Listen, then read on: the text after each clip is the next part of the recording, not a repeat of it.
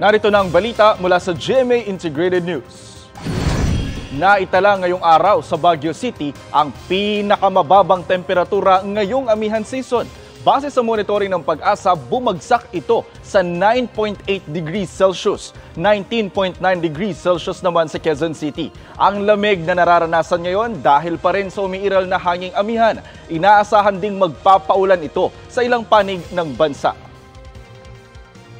Para sa mas malaking misyon at mas malawak na paglilingkod sa bayan, ako po si Jonathan Andal ng GMA Integrated News, ang News Authority ng Pilipino.